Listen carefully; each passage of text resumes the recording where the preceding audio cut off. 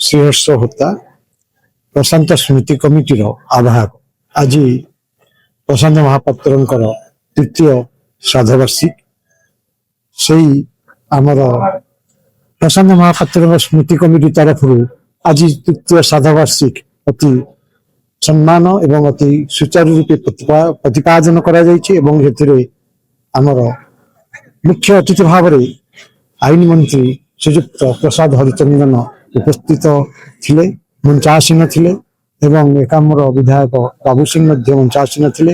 एतद व्यतीत आउ आमर थिले प्रशांत हरिचंदन एकाम जो खोर्धा विधायक तापरे आमर अरु पट्टनायक तापरे आमर जगन्नाथ प्रधान आदि उपस्थित थिले।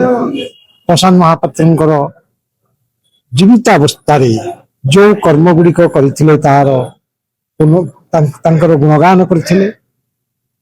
प्रकृत में प्रशांत महापात्र एक स्नेही सुसंगठक एवं माने सालिस विहीन राजनेता कहले अत्युक्ति हब नहीं। से केबे कहा पछरे जाई सालिस करी पद एवं मर्यादा को केबे पाछे करि नथिले।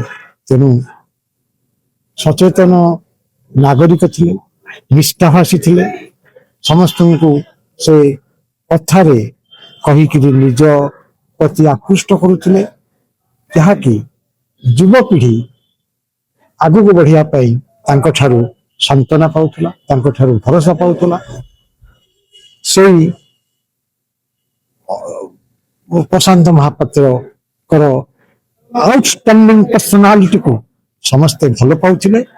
तांकर आज तृतीय श्राद्धवार्षिक समस्ते अति खुशी बनई एवं से जोटी ना थांतु से भलरे थांतु, तांकर आत्मा भलरे रहू। तो प्रशांत भाईना एमती गोटे व्यक्तित्व जहाँ को कथा कहले माने विशेष कर युवक माने ताको कथा को उच्चारण करिया उचित एइथि तांकर जो कार्यशैली थिला सदा बेले युवक माने केमती आगु को जीवे।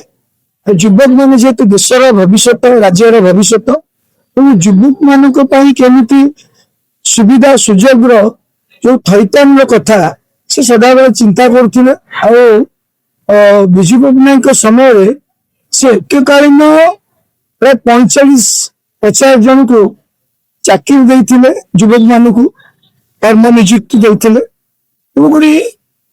कथा कहले कौन शब्द कम पड़ो। प्रसाद भाईना सदा बेले आग दाड़ी लोक मान वीरत्व भाया शक्ति देते पछरे रही। आज तृतीयतम श्राद्ध दिवस श्रद्धांजलि देवा सहित प्रशांत भाईना फेरी आसतु ए प्रभु ईश्वर पाखे प्रार्थना कर। प्रशांत महापात्र मोर दीर्घ दिन परिचित से मो हिसाब देखिए साइर भाई। मु जनता दल जो जिला टीम थी संगठन से जॉइन करता युव जनता तेरे से तार जो लड़ा मनोभाव आउ बहुत तार जन समर्थन था युव समर्थन से विजय पट्टनायक को बहुत भल पाऊ।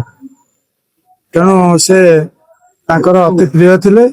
आमर जनता दलर संगठन बढ़िया हाथ हूँ डाण हाथ से बहुत सहयोग करते।